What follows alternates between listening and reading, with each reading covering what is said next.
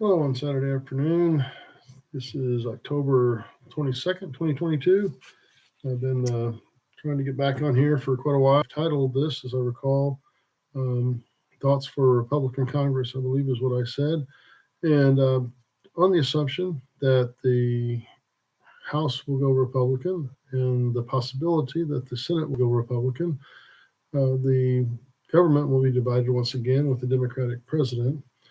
Joe Biden, and then perhaps again after the election or after, I guess, inauguration day in 2023, we will have Republican Congress. At least half of Congress is very likely to be Republican, case that they gain power.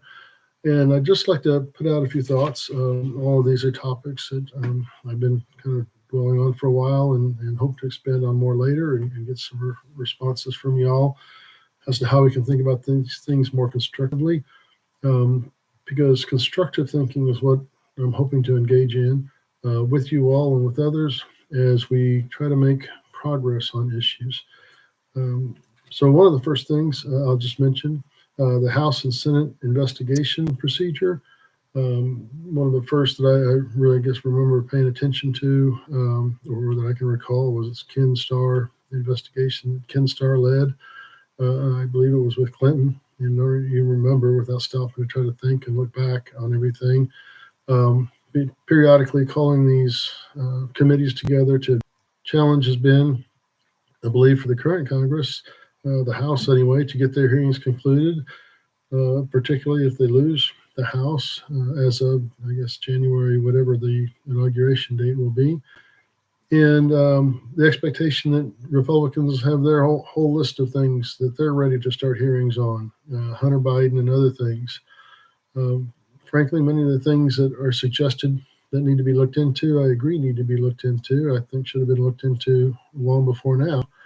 But I think I'm very frustrated with the whole process of the House and Senate governing themselves, because all it's become is a political circus. The side in power has something often legitimate to investigate, and so they go and do their investigation, but it's always against somebody or a group on the other side of the political aisle. The equal application of the law doesn't seem to apply, because you rarely, if ever, see a political party investigating its own members for anything. So I think we need to revisit somehow how we police the ethics, the practices of the Congress. The judicial idea of equality under the law has taken a beating over the last several years, several decades even. And again, it ties back to the idea that things are wrong if your party does it, but they're okay if my party does it, because we have reasons for doing it. Most often, the reason we're justified in doing it is because you did it before. Presumably, that's not how justice is supposed to work, and we need to figure out a way to reorient our understanding of justice and equality under the law and holding people accountable. And it's never been demonstrated that people who govern themselves govern wisely. And so we need to, I think, rethink how the House and the Senate police themselves or are policed, and eliminate them policing themselves and let them focus on actually legislating and working together to develop laws that we hopefully can live by, as opposed to simply buying time or spending time getting their 5-minute, 20-minute sound bites, bashing the other side, and often just the most radical proposals being put out there. So the idea that equal application of the law. One of the things related to that, I would suggest the Supreme Court, of course, has become a political football. I guess it has been. The first talk of stacking the court that I'm aware of, just off the top of my head, is Roosevelt and trying to get things stacked so he get his New Deal policies through. But I think we need to revisit several things from the past in the context of how life is lived today.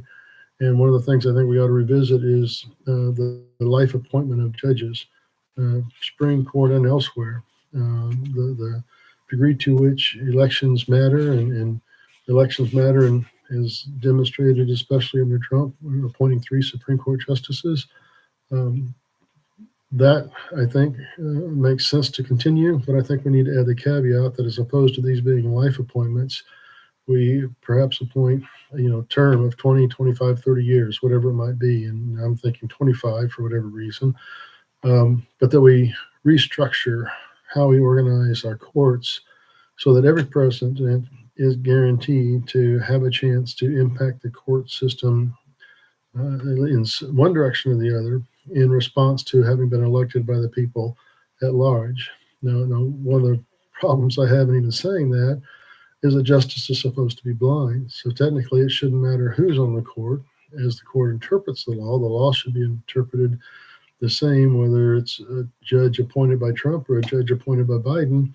But obviously, things don't work out that way for reasons that each side purports to claim represents the best intent or understanding of judicial practice.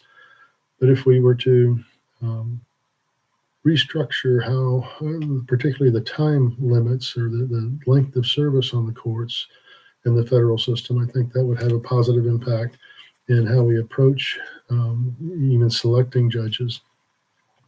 Foreign policy review.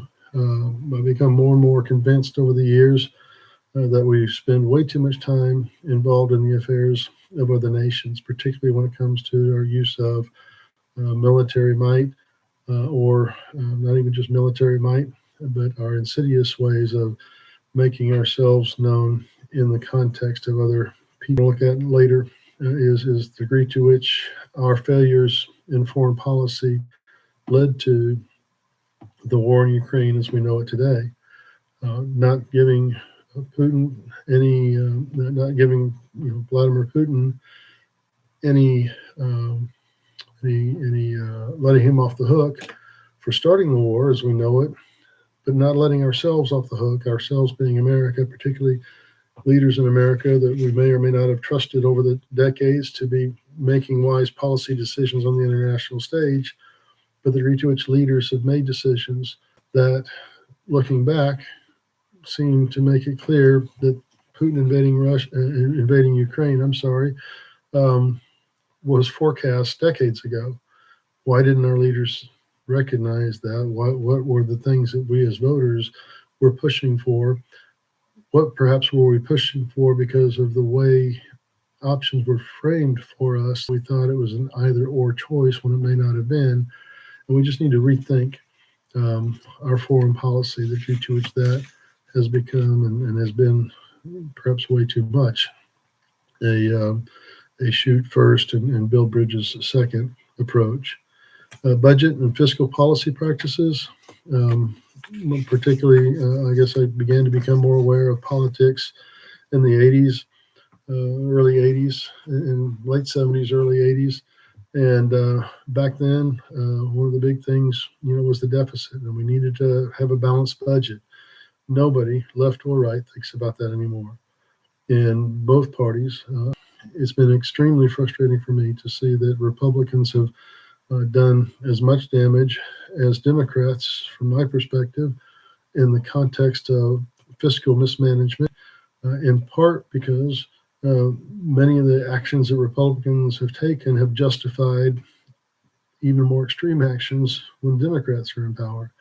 Highlighted, I would suggest, by, as I recall, Bush stating, we've got to abandon capitalism to save capitalism. Well, the very statement makes no sense at all. If you abandon a policy in order to save a policy, that's proof that your policy is wrong. We've gotten to the point of this idea of too big to fail. I think we missed the mark a long time ago when we didn't recognize that per capitalism's basic framework, things can get too big not to fail, and the failure has to be part of the system in order for capitalism to work. And the context in which we're operating now is very limitedly free market and certainly not open capitalism. It's crony capitalism, and totally open capitalism without any kind of constraints is probably not what we want either. But we need a healthy discussion on that and the economy as a whole. The degree to which an economy is simply the exchange of goods and services, then it makes sense. One of the things I've been saying a lot, talked about over the last couple of years, particularly last year, is the idea that with an economy or with all the government spending that's happened, 4 trillion plus over the last couple of years. All this cash has been put into the system. I want to talk more about all of that later, but the long and short of it is, if you don't have enough product for that cash to chase, then the cost of that product will go up because there's more cash to chase it. But as that cash becomes concentrated in fewer and fewer hands, those without cash become less and less able to actually purchase necessary things, let alone things that are simply extraneous to need. But we'll want to talk about that later. But we've got to have more serious and more nuanced discussions on the economy. I've been watching some of Richard Wolff and some others from a more left perspective, Bernie Sanders and others, and his comments over the years. I don't think that socialism or Marxism offers the answer in a general sense. I think there's a context in which a socialist approach works, based on some of the examples even that Professor Wolff has given. I think capitalism and a free market economy are the preferred approaches, but we're kidding ourselves if we think that we are in an open, free market economy. And then finally, the tax code. One of the things Mitt Romney, when he was running for president, he got in trouble for one of his comments. But one of the things that I never understood, didn't get more attention, was how his tax rate was effectively 17%. And he was a very wealthy man. We need to rethink how we define income and how we tax income. Again, redefining income to reflect more accurately, I would suggest, more justly, the fact that if you have access to, say, $50 million because of your contract with a company that's based on some kind of stock sale or dividends or whatever that aren't looked at as income, that you actually end up paying less on that 50 million that I pay, say on 30,000 or whatever I make a year. That isn't right. And there has to be a review of our taxing system to ensure that we're all being paid in a way where income, or all being taxed in a way where income accurately reflects I would suggest, as a basic definition, the change in the change in financial ability that I have this year over last year, income. And then finally, looking at the other side of the spectrum, the tax code, eliminating most, if not all, deductions. All income is treated equally. There are no deductions, particularly for things such as food, dinners, no more business lunches, when you're doing something that everybody has to do anyway. It doesn't make sense. I would suggest that if I drive to work 10 miles, that I get a deduction just for driving. But FedEx probably ought to have some kind of a deduction for the gas that is the basis for their business. There's no income generated by the fact that they have to burn gas. Or maybe not, but I think that's all needs to be looked at. And one of the big ones, and the last thing that I'll comment on, because it may get me in more trouble than anything else I've said so far, is eliminating the tax-free status of our medical care. I really think that as I've had opportunity to look at different angles or aspects of our medical system over the last few years, that until we get that sorted out, all of our talk about budgets and spending and everything else is going to be limited in its effect at best. The medical side of things is such a huge part of our system, and not taxing that and how we handle that in the course of many other aspects of our economy are just something that we have to address. So my basic point in making this video is to get some ideas out there that I would like to look at more. I'd like your help in getting more information on how to look at these things, and just also to join those voices that are out there that are saying we need a legislative session that actually legislates, as opposed to all this political battle back and forth, gotcha scenarios that are going on. However legitimate, however justified many of the issues are that these investigations are supposed to be addressing, how we handle them is getting us nowhere as a nation, getting us nowhere as a legislature. And we just need to rethink and restructure some of the core ways that we organize ourselves.